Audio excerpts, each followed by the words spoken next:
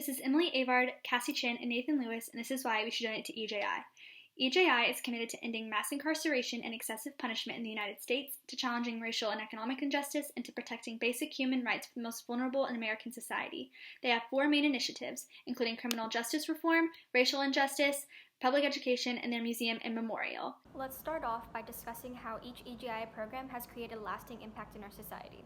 So over the past 3 decades, EJI has made incredible strides in criminal justice reform, and their accomplishments include the exoneration of over 130 clients off of death row, winning the release of or reducing the sentences of hundreds of clients, and winning 4 landmark Supreme Court cases.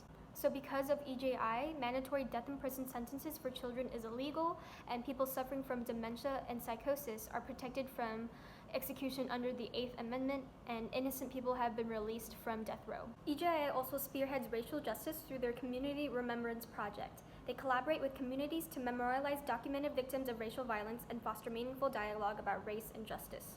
Their Community Soil Collection Project gathers soil at lynching sites for display in exhibits bearing victims' names. The Historical Marker Project erects narrative markers in public locations describing the devastating violence that once took place in these locations. EJI's public education program has reached millions. Some examples of how they've done this is through their Just Mercy movie, their True Justice HBO documentary, their 8 reports and over 75 educational videos, and their Legacy Museum, as well as their National Memorial for Peace and Justice. Moving on, we can describe how EJI is doing better than similar charities. Charity Navigator, EJI earned a perfect score of 100 out of 100 on both financial health and accountability and transparency. Out of the thousands of charities rated by Charity Navigator, less than 1% receive perfect combined scores. It's evident that EJI does better than the other charities listed here. EJI was also awarded an A+ grade from critically acclaimed Charity Watch, America's most independent and assertive charity watchdog. Charity Watch's report shows that EJI spends 92% on programs relative to overhead and spends $1 to raise $100 in contributions. Furthermore, EJI has also won a Skull Award for its impact on social justice reform. Less than 10 awards are given out annually, and awardees must prove they have already had significant impact on some of the world's most pressing problems through a competitive multi-year vetting process by the Skull Foundation. Lastly, EJI has an extremely accomplished founder and executive director.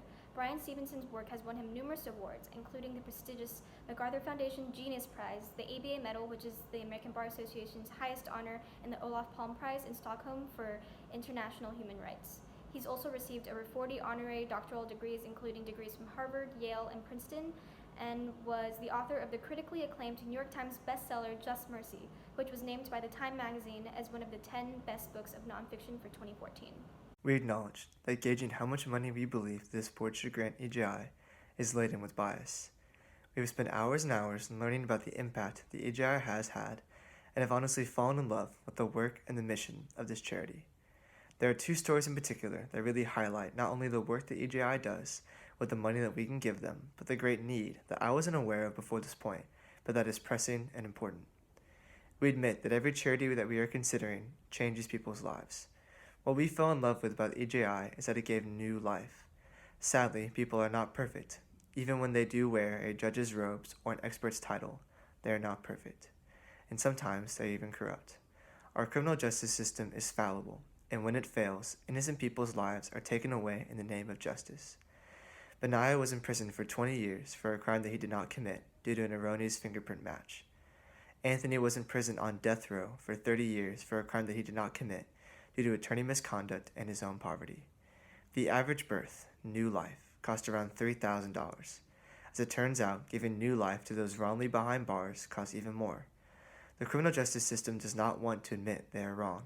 Experts and tests cost money. Truth comes with a high cost.